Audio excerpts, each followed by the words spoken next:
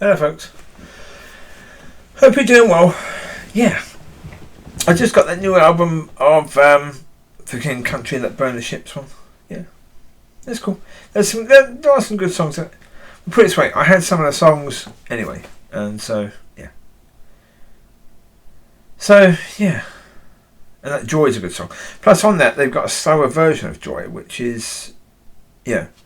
It's a more of a piano version, which actually sounds completely different, but just as good. So that's good. There's a song called Control, which is an interesting one. But Control is basically what I've been talking about in my videos, talking about giving complete control to Father. Yeah. And doing that where, you know, at least for, as I say, a couple of days or whatever. It would be longer. I do believe that God will make it longer. But at least for a few days, giving Father absolute and complete control until he gives some of that control back to me. Yeah. So every decision has to be his. Yeah, that I'll be seeing things through his eyes and hearing things through his ears. Yeah. Yeah. Well, because if you can do that, then you really are walking as a son. Then you really are walking it out. And that's the point. It needs to be walking out. And the song Control basically is saying the same thing. So that's cool. That was good to hear. So good. So they're speaking about the same thing. So this is something that God is speaking about right now to people. You know, saying, yeah, you're supposed to be giving me complete control. Yeah, because when you gave your life to me, the whole point, and again, it blows my mind how this is not a conversation in church. Yeah, I've never been to a meeting in church where they really have spoken about the fact that you're supposed to give your life to God and what that's supposed to look like, what that's supposed to mean. It blows my mind that that's not a conversation, because that's the beginning point of every single person in a church is that you're supposed to give your life to God. And yet it's pretty obvious when you see people they haven't done that. Well, that's it. It blew my mind when I went into the I think it was the second of the Tuesday night meetings at this church, and I put some music through my phone very quietly on, some music, singing about God and stuff like that. And I was asked to basically turn it off immediately as soon as other people come in, because they wouldn't be able to have their conversations or that. And what they wanted to talk about was cake. What? You asked me to turn off stuff speaking about God in a meeting talking about God because you want to talk about cake? Yeah. It's nonsense. Yeah, nonsensical. I just can't get my head around any of that at all. I can't. Yeah. And as I say, people think that's pride. People think that's me trying to act as if I know more than them. No, it just makes no sense that you are in a church and you are part of the church leadership and you don't think anything like that is important. You don't think preparing to meet with the King of Kings and Lord of Lords and the Father who created everything is important. But as I say, if you were going to meet what is now the King of England, you would prepare. You would arrive early. That's one thing, you'd arrive early. Yeah, you would go and buy a nice suit. You would make sure you had your hair done. You'd go and have your makeup done properly. You do everything. You would, yeah. You would even prepare, okay, how should I curtsy? How should I bow? All of that you'd be practicing for weeks beforehand. And yet you go before the King of Kings, the one higher than him, and you don't think any of that is worth it. That blows my mind. How would you do it for a king, but not for the King of Kings? Because part of it is you've just got so used to it not mattering that you just don't bother with him, because part of it is you don't recognise him really as the King of Kings. You can't. if you would do that for the king, and you won't do it for the King of Kings, it's clear you do not recognise that for the King of Kings. That's pretty blinking clear that you don't associate him really as the King of Kings, really as so far above King Charles. Or, when we had Elizabeth, Queen Elizabeth. Yeah. You see these deities way above him. Because the amount of effort you make for them would be completely, 1,000 times the amount of effort you make to meet with the King of Kings. And people think I'm just being nasty. No, it just doesn't make sense. I've never really been churchy, but I've never been one to do all the Hail Mary prayers. I've never been one to go to the back of the church when there's worship and get on my knees and sort of bow down and do all that. So therefore,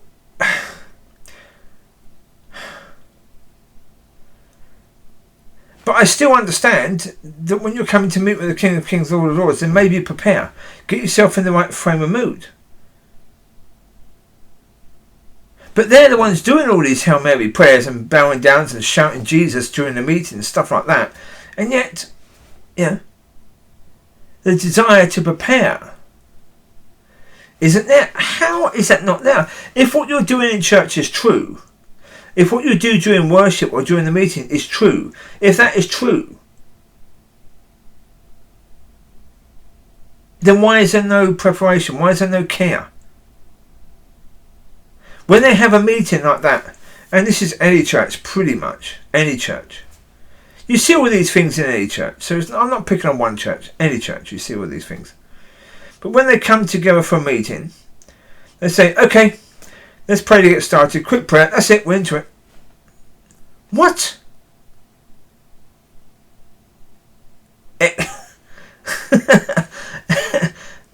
What? That's all he deserves. This Jesus you're talking about in your songs. This Jesus who you say you love. That's all you think he's worth. That's why, also with church, it's never made sense to me how a church service can last for, an hour and a half. Because, your preparation really should be at least, half an hour? At least half an hour should be your preparation. That's before you get into praise and worship. Your preparation to meet with the King of Kings, Lord of Lords should be, boom, that should be, that should be given enough time. And then you should have time afterwards. What did Yeshua do? He spent time with Father. Then he came and ministered. He went back and spent more time with Father. Well, as I say, look at Wigglesworth. If you're looking at Wigglesworth as the example, which I'm saying, Wigglesworth wasn't even the example. He was only an example of pointing out how bad we are with regards to another human being, but he's not the example that we should be living to. But if you look at him as the example, I've done videos talking about the funny side of the fact that if you were ever invited to go for a meal with Wigglesworth, don't. You shouldn't have done, because they didn't have microwaves then. And, his wife would cook the food, or his daughter would cook the food once his wife had died. And the food would be set at the table, and Wigglesworth would say, let's spend some time with God. And 2 hours later, you start to eat. Because he wanted to make sure that Father was honoured before we spend this time together. Because he knew that the food wasn't the only time you spent together. You spend more time afterwards. So get it all sorted now. Honouring the Father, welcoming the Father into our discussion, into our meeting. Welcome Yeshua, either way.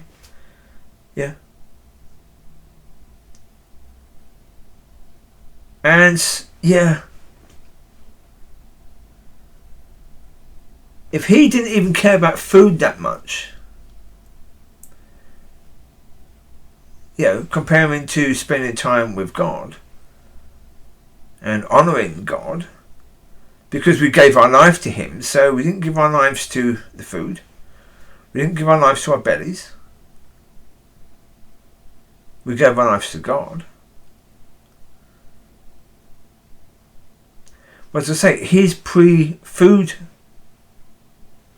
time with God should be nothing compared to our pre-worship and our pre-church time with God. But it's basically non-existent, isn't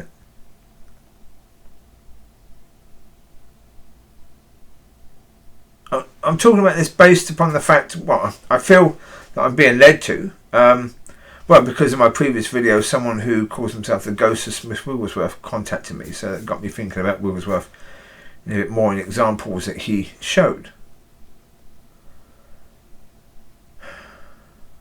But if we're looking at the point of why God isn't in the church, yeah, you really don't have to look very far, do you? The church at the moment gives us so many examples of why God isn't in the church. And it's looking you right in the face. It's not difficult to understand. Well, as I said about communion, when you treat communion as that I do, you treat worship as that I do, you treat the ministry as that I do, you treat the preparation to ministry as that will do, yeah, we don't have a that will do God. We don't. You know, well, I said, no. Over the past whatever amount of months now, probably since, I imagine, since probably October last year. So, yeah, probably October last year. Yeah, what Father has wanted me to be pushing, well, no, you've got to go back a lot further. I think probably 3 years, probably about 3 years now, has been about being led and being in relationship. Well, because you can't be led in relationship anyway, but you know, certainly more since October. Yeah, focus on your relationship with God. Because that's the point. When it comes down to it, we read in the Bible that we all face a day of judgment. Too many people in church seem to think that because they're in church, they will have a collective judgment, and that will be the judgment on their church. No, it won't. No. You want to club together in church and knit together, and you think that somehow this is what you're supposed to be doing. No, you're supposed to have your individual relationship with God. You are individually accountable to that.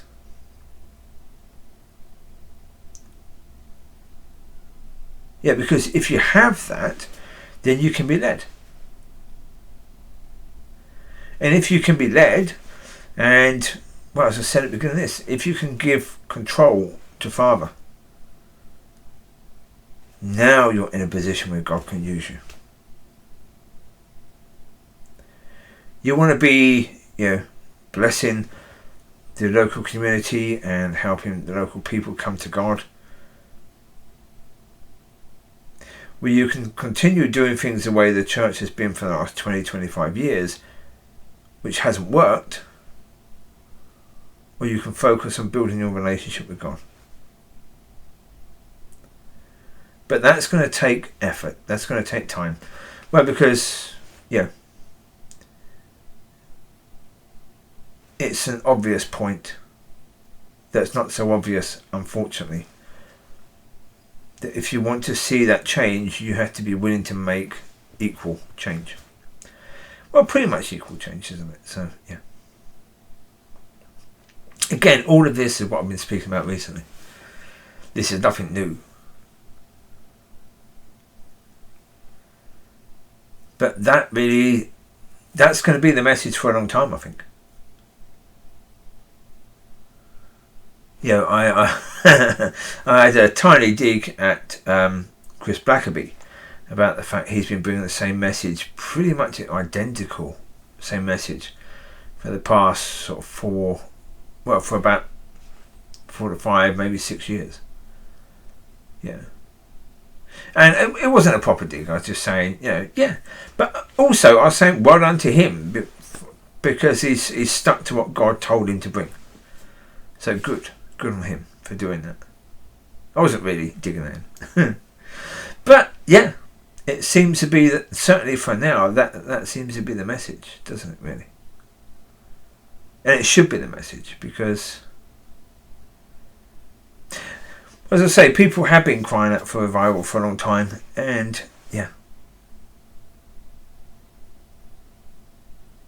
Why? Since the early church, when has a church ever been in a position where it's been revived to the point where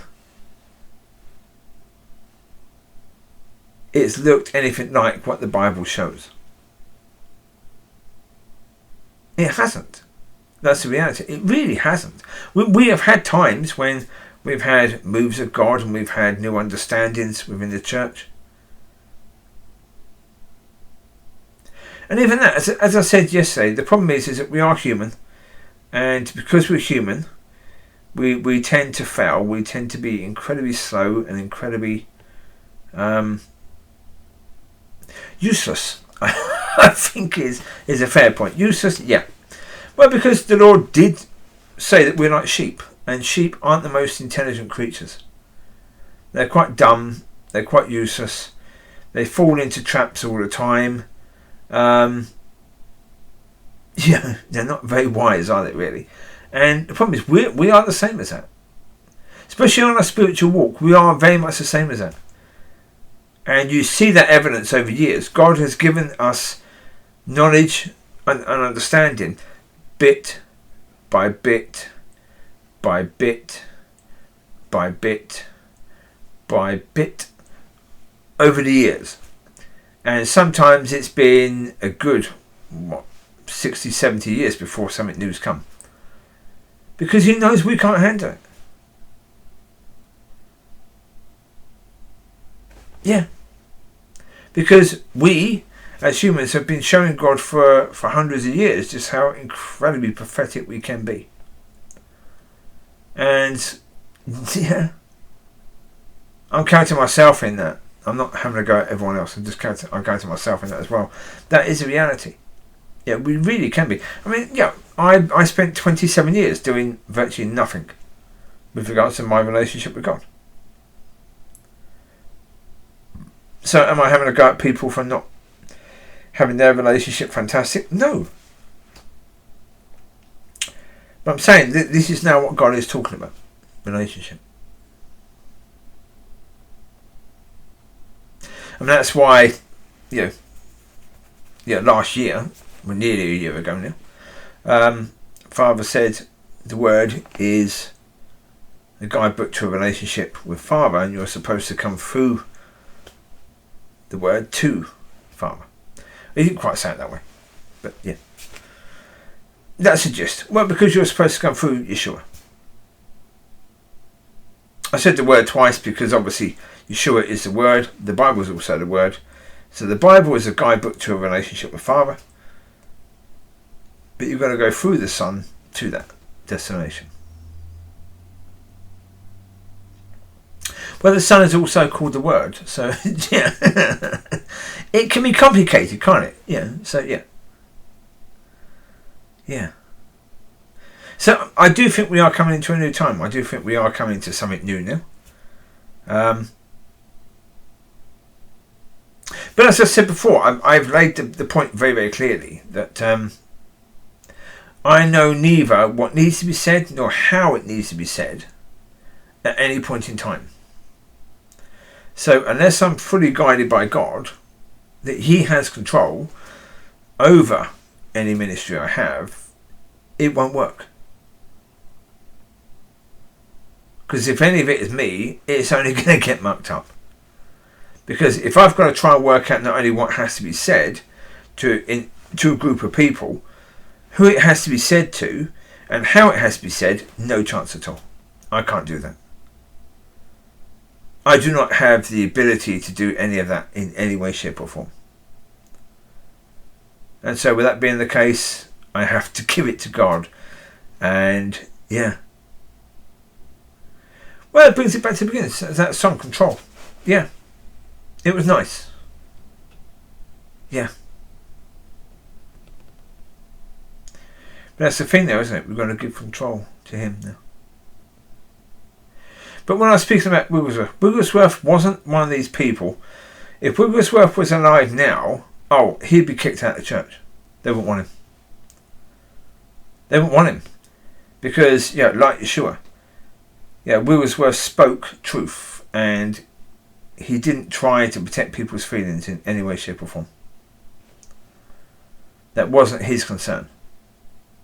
But when it's going down the prayer lines, he would go down the prayer lines, and if someone had a stomach problem, he would punch them in the stomach. He wasn't concerned about any of that crap in any way, shape or form. He was a gruff and rough person, just doing things the way God wanted him to do things.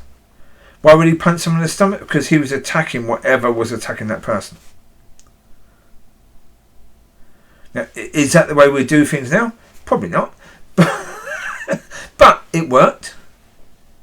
It worked. But if he was here now, he wouldn't even have to do that. If he come into the church that was doing communion with a sort of that-a-do attitude, no, he would probably pick it up, throw it across the floor, and say, if you ain't going to do it properly, then just don't bother.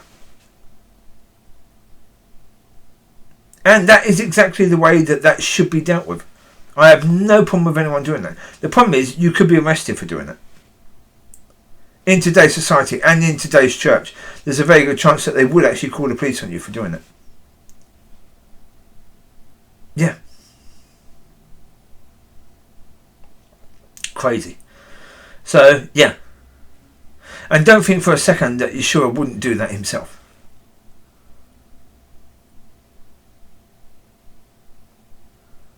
Yeah. Well, that's why, when churches have things like bingo being played in the church and other things being done in the church as a way to raise money for the church, again, that isn't of God. Well, because especially bingo, gambling. Is gambling any better than people trying to sell wares and stuff like that in a church? No. And what did the Lord do when he saw people trying to sell and make money in a church? He wasn't impressed with that, was he? So would he be impressed with gamblers or gambling going on in the church? I don't think so. But it's that sort of truths now that are not welcome. You can't speak truth when you go into a church because somebody might get offended. That issue has got to be dealt with. In some way, that issue has to be dealt with. Because this whole point that has infected the church, that you can't be offended, then that's not good. Because, so many of the scriptures, as I say, haven't been spoken over the years because of the fact that they might offend people. So you've got to deal with that point about, people can't be offended.